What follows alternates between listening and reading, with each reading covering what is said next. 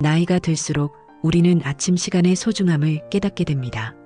하지만 많은 분들이 여전히 아침 시간을 제대로 활용하지 못하고 있습니다. 오늘은 아침 시간을 허비하는 것이 어떻게 우리의 성공과 부를 방해하는지, 그리고 어떻게 하면 아침 시간을 효과적으로 활용할 수 있는지 함께 알아보도록 하겠습니다. 우리 부모님 세대는 일찍 일어나는 것을 미덕으로 여겼고 아침 시간의 중요성은 예로부터 간조되어 왔습니다. 하지만 요즘은 어떠신가요? 늦게 자고 늦게 일어나는 생활이 점점 더 흔해지고 있습니다. 특히 은퇴 후에는 이제 편하게 살아도 되겠지라는 생각에 아침 시간을 그저 흘려보내기 쉽습니다.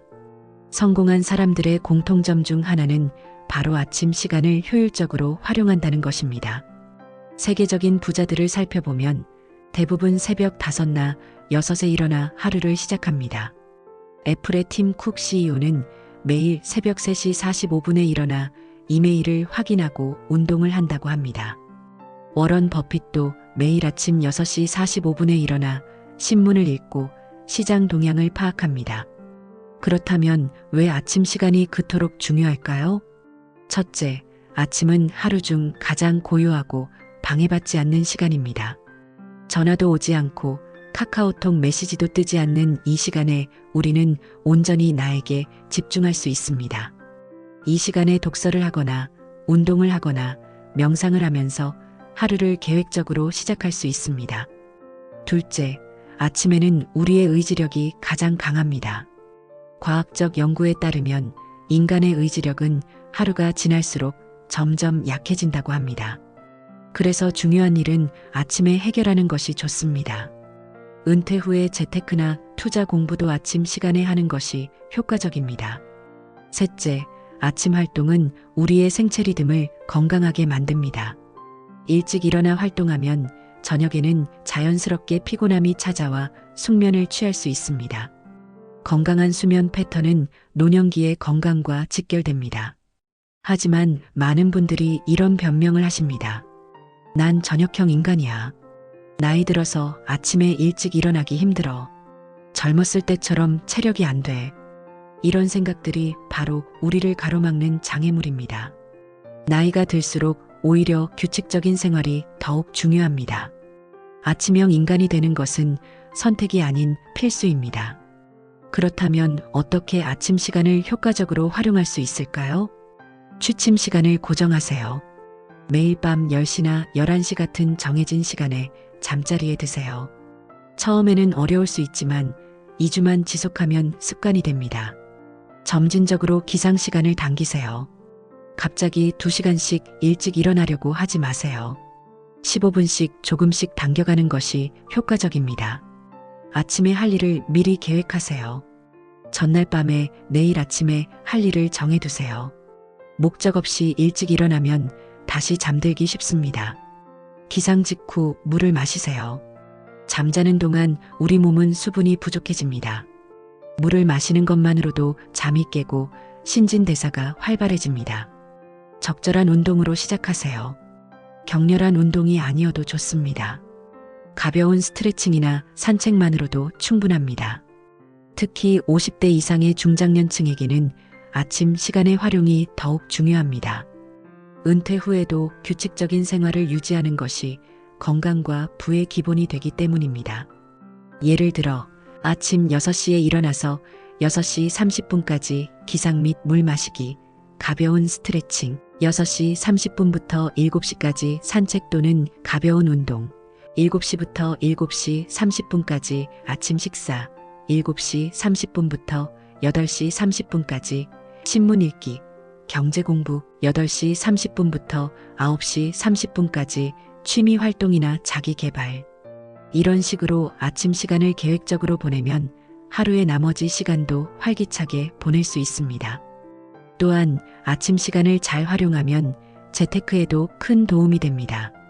주식시장이 열리기 전에 미리 경제신문을 읽고 시장 동향을 파악할 수 있고 여유로운 마음으로 투자 계획을 세울 수 있습니다. 많은 분들이 은퇴 후에는 시간 관리가 필요 없다고 생각하시지만 오히려 더 중요합니다. 정해진 일과가 없기 때문에 스스로 시간 관리를 잘해야 하며 그 시작이 바로 아침 시간의 활용입니다. 마지막으로 아침 시간의 활용은 단순히 부자가 되기 위한 것만은 아닙니다. 규칙적인 생활은 건강한 노후를 보내는데 필수적입니다. 건강을 잃으면 아무리 많은 돈이 있어도 소용없다는 것을 우리는 잘 알고 있습니다. 아침 시간을 허비하지 말고 오늘부터 조금씩 변화를 시작해 보세요. 작은 변화가 모여 큰 성공을 만듭니다. 부자가 되는 길은 결코 멀리 있지 않습니다. 바로 내일 아침부터 시작할 수 있습니다. 많은 분들이 돈 관리에 있어서 가장 큰 실수를 하고 계십니다. 바로 돈은 알아서 관리될 거야라는 안일한 생각입니다.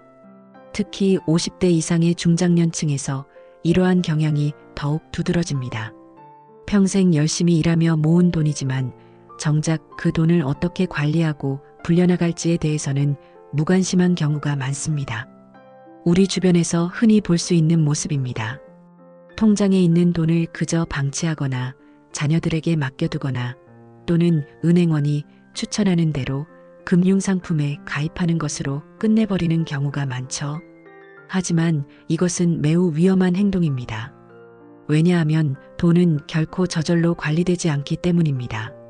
인플레이션만 생각해봐도 그렇습니다. 매년 물가는 상승하고 있고 이는 곧 우리가 가진 현금의 가치가 점점 떨어진다는 것을 의미합니다. 예를 들어 10년 전 1억 원의 가치와 지금 1억 원의 가치는 분명 다릅니다. 그저 돈을 방치해두는 것은 사실상 돈의 가치를 잃어가는 것과 같습니다. 특히 은퇴 후에는 정기적인 수입이 줄어들기 때문에 더욱 철저한 돈 관리가 필요합니다. 소득은 제한적인데 지출은 계속되니까요. 의료비, 생활비, 여가 활동비 등 예상치 못한 지출도 많이 발생합니다. 이때 제대로 된 돈 관리가 되어 있지 않다면 노후 생활이 매우 불안정해질 수 있습니다. 그렇다면 어떻게 해야 할까요? 가장 기본적이면서도 중요한 것이 바로 수입과 지출을 꼼꼼히 기록하는 것입니다. 기록하지 않으면 관리할 수 없다라는 말이 있습니다. 이는 돈 관리에서도 똑같이 적용됩니다. 매일매일의 지출을 기록하다 보면 놀라운 사실을 발견하게 됩니다. 생각보다 불필요한 지출이 많다는 것을 알게 되죠. 커피 한 잔, 불필요한 간식, 충동 구매로 산 물건들. 이런 작은 지출들이 모이면 한 달에 꽤 큰 금액이 됩니다. 수입과 지출을 기록하는 방법은 여러 가지가 있습니다. 전통적인 방식인 가계부를 쓰는 것도 좋고 스마트폰 앱을 활용하는 것도 좋습니다. 요즘은 50대 이상의 중장년층도 스마트폰을 잘 활용하시니 편리한 가계부 앱을 사용하시는 것을 추천드립니다. 기록을 시작하면 자연스럽게 지출 패턴이 보이기 시작합니다. 어떤 항목에서 돈을 많이 쓰는지, 어떤 지출이 불필요한지가 명확해집니다. 이를 바탕으로 예산을 세우고 지출을 조절할 수 있습니다. 또한 수입과 지출을 기록하면서 저축과 투자의 여력을 파악할 수 있습니다. 많은 분들이 저축할 돈이 없다고 하시지만 실제로 지출을 꼼꼼히 들여다보면 절약할 수 있는 부분이 반드시 있습니다. 그 돈을 모아 저축하거나 투자하면 됩니다. 특히 은행 이자가 낮은 요즘 단순히 예금에만 의존해서는 자산을 불릴 수 없습니다. 적절한 투자가 필요한데 이때도 철저한 기록이 도움이 됩니다.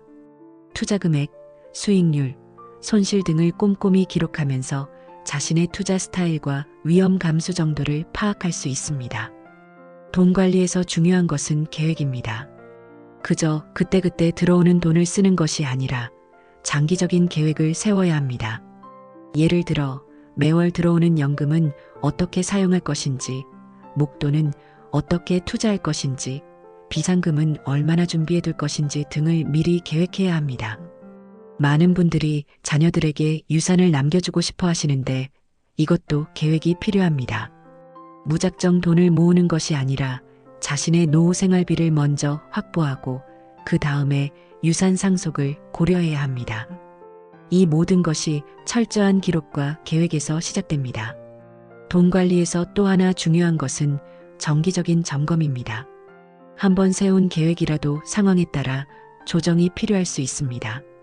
예를 들어 건강 상태가 나빠져서 의료비가 증가했다거나 예상치 못한 큰 지출이 발생했을 때는 계획을 수정해야 합니다. 특히 요즘처럼 금융 환경이 빠르게 변화하는 시대에는 더욱 그렇습니다. 새로운 금융 상품이 계속해서 나오고 투자 환경도 수시로 바뀝니다.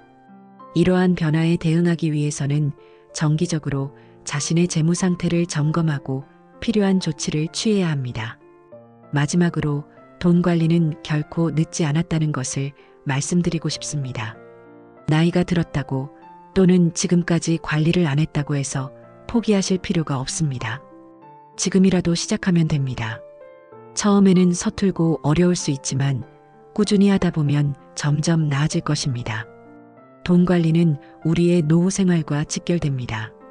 더 이상 방치하지 마시고 오늘부터라도 수입과 지출을 꼼꼼히 기록하면서 체계적인 관리를 시작해 보세요.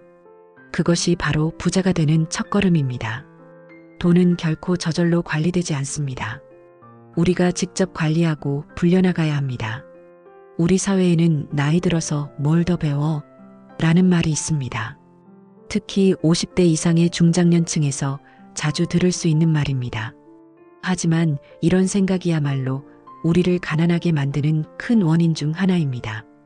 세상은 빠르게 변하고 있고 새로운 기술과 지식이 계속해서 등장하고 있습니다. 이런 변화의 흐름 속에서 배움을 멈춘다는 것은 곧 뒤처진다는 것을 의미합니다. 많은 분들이 은퇴 후에 배움을 포기하시는 이유 중 하나는 이제 돈을 벌 것도 아닌데 뭘 더 배우나? 라는 생각 때문입니다. 하지만 이것은 매우 위험한 사고방식입니다. 배움은 단순히 돈을 벌기 위한 것만이 아닙니다. 오히려 은퇴 후에 더 적극적으로 배워야 하는 이유가 있습니다. 첫째, 빠르게 변화하는 금융 환경에 대응하기 위해서입니다. 예전에는 은행 예금이나 부동산 투자면 충분했을지 모르지만 지금은 다양한 금융상품과 투자 방법이 있습니다. 주식, 채권, ETF, 펀드 등 새로운 투자 수단들을 이해하고 활용할 줄 알아야 자산을 효과적으로 관리할 수 있습니다. 둘째, 디지털 시대에 뒤처지지 않기 위해서입니다. 이제는 은행 업무도 스마트폰으로 처리하고 쇼핑도 온라인으로 하는 시대입니다.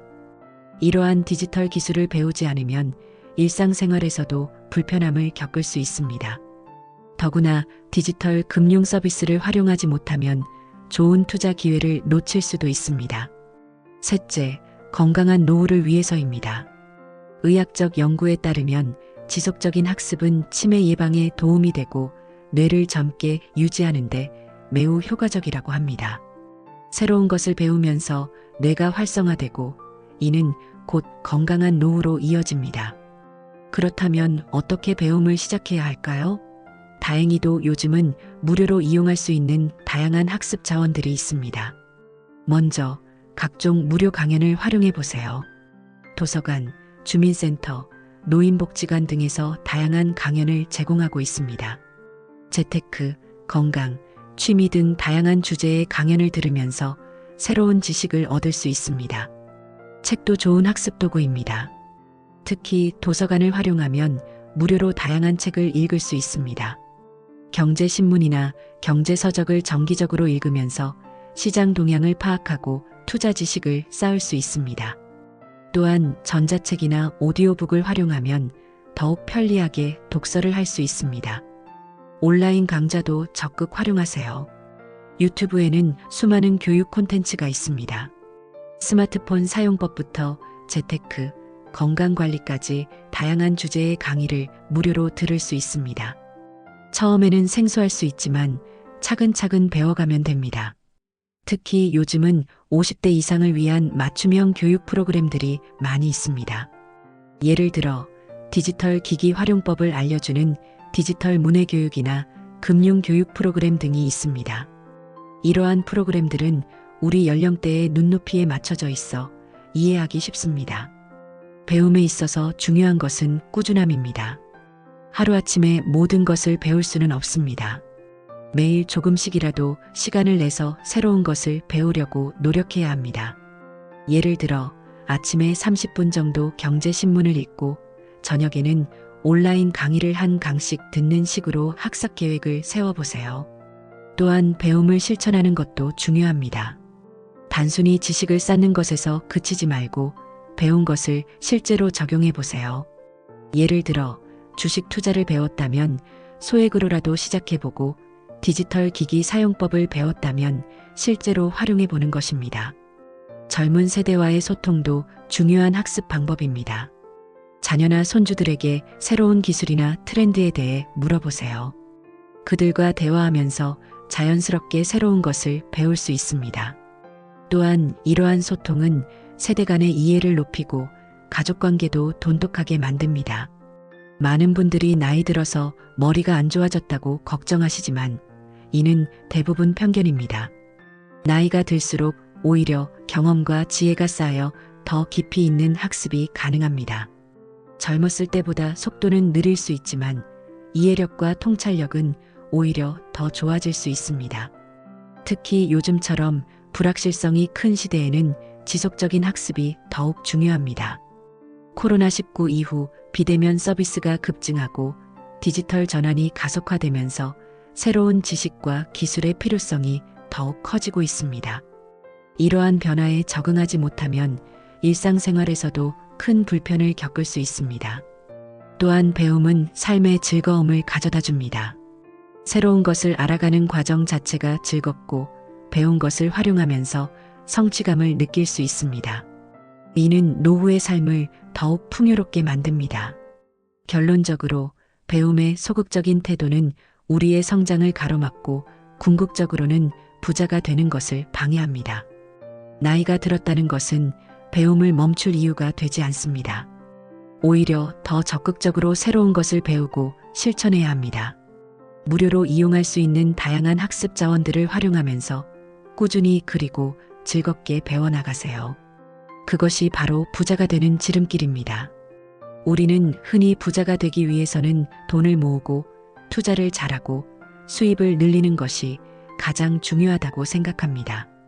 하지만 실제로 성공한 부자들의 공통점을 살펴보면 그들은 모두 탄탄한 인간관계를 가지고 있다는 것을 알 수 있습니다.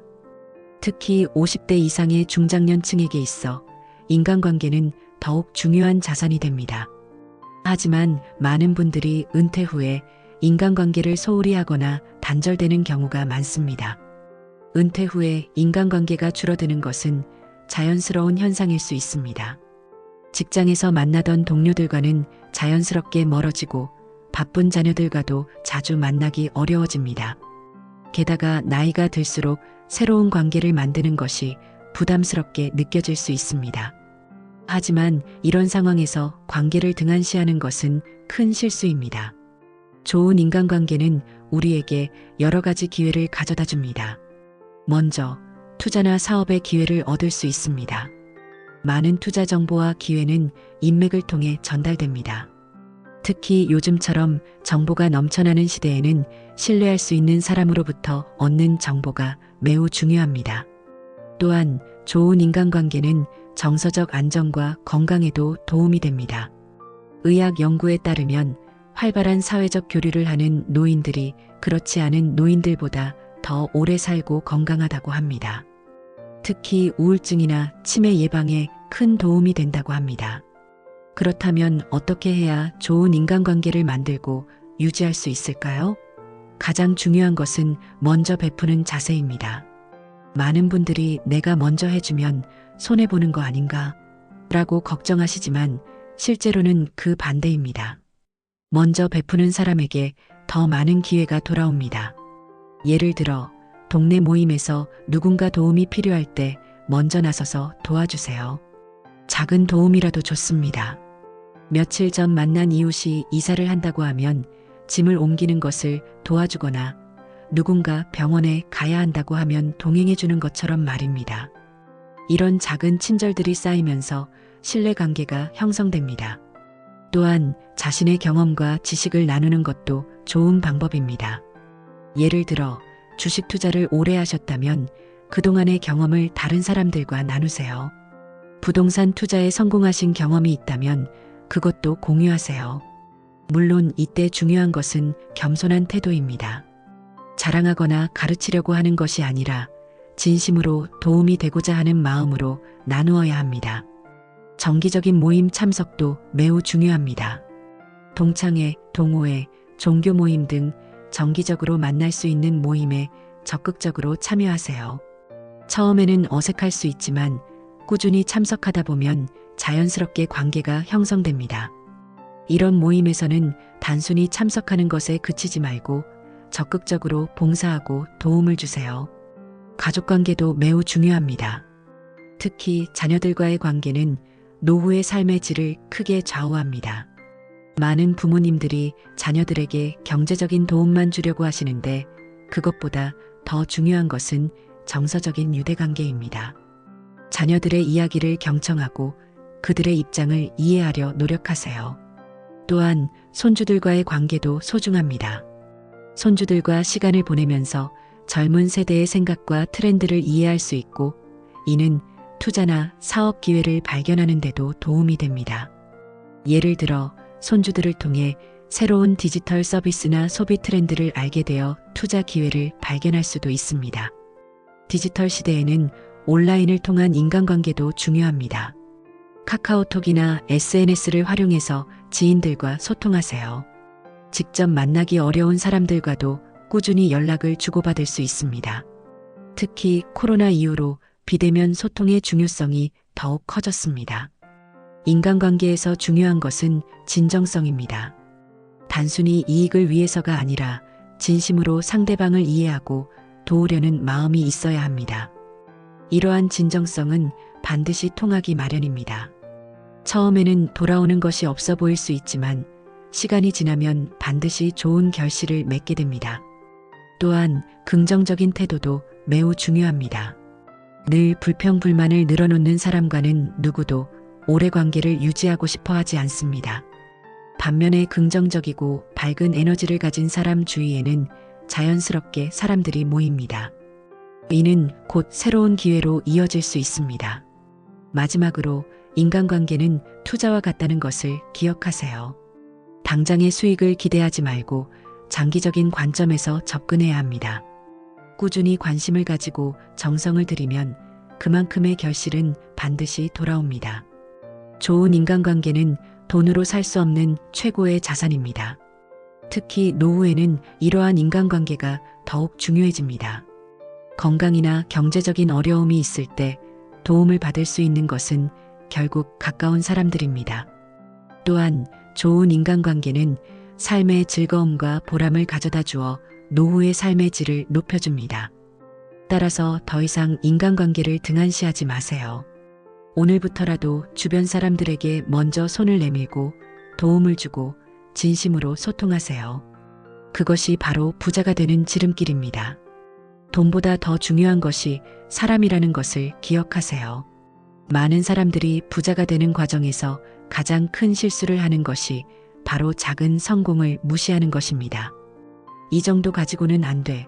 또는 이걸로 뭐가 되겠어? 이런 생각이 우리의 성장을 가로막고 있습니다. 특히 50대 이상의 중장년층에서는 이런 생각이 더욱 강하게 나타납니다.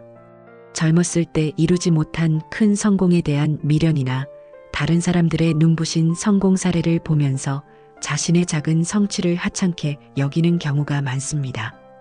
하지만 세상의 모든 큰 성공은 작은 성공들이 모여서 이루어진다는 것을 기억해야 합니다. 워런 버핏도 처음부터 수십조의 자산을 가진 것이 아닙니다. 11살 때 주식 3주를 산 것이 그의 투자 인생의 시작이었습니다. 당시에는 그 작은 시작이 세계적인 투자자가 되는 첫걸음이 될 것이라고 아무도 예상하지 못했을 것입니다. 우리의 일상에서도 마찬가지입니다. 매달 10만 원씩 저축하는 것이 별것 아닌 것처럼 보일 수 있습니다. 하지만 이것을 10년 동안 꾸준히 하면 1200만 원이 됩니다.